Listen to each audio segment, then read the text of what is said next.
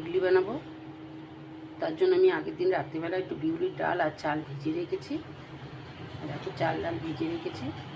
আর এদিকে আমি একটু সাম্বারের জন্য সবজি নিয়েছি। যার যার পছন্দ মতো সবজি সে সাম্বারে দিতে পারে। আমি আমার ঘরে যা ছিল আমি সেই দিয়ে সাম্বারটা করব।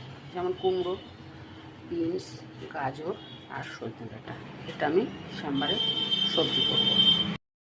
সাম্বারের জন্য একটু অরলের ডাল নিয়ে নিয়েছি। এটা ধুয়ে প্রেসারে সিটি দিয়ে নেব।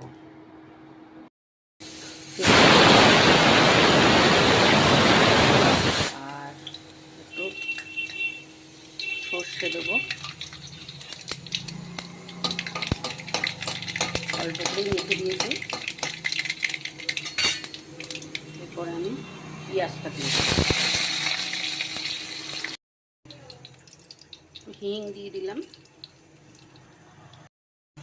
পেঁয়াজটা বেশি ভাজবো না, একটু কারি পাতা দিয়ে দিলাম। এবার আমি সবজিগুলো সব দিয়ে দেবো এক এক করে।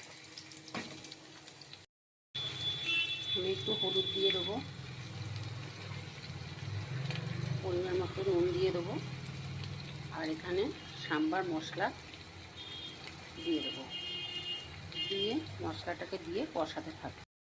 একটু লঙ্কা দিয়ে দিলাম, একটু ঝাল ঝাল ঝাল হবে। একটু আদা ঘষে দিলাম, কষাবো। এবারে একটু টমেটো দিয়ে দিলাম।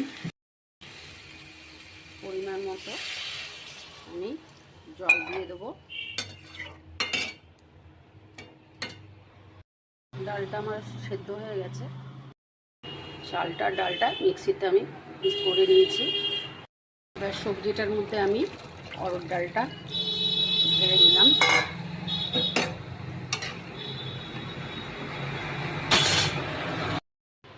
এই গ্যাসে আমি ইডলিটা বসিয়ে দিলাম। এবার আমি ঢাকা দিয়ে দেব। আর আমি তেঁতুল গোলাটা দিয়ে দেব।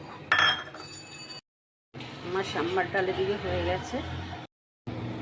আমার ইডলি তৈরি হয়ে গেছে। বন্ধুরা দেখো কেমন হয়েছে তোমরা বলবে। পরে ভিডিওতে আবার দেখা হবে। বন্ধুরা তোমরা ভালো থাকো।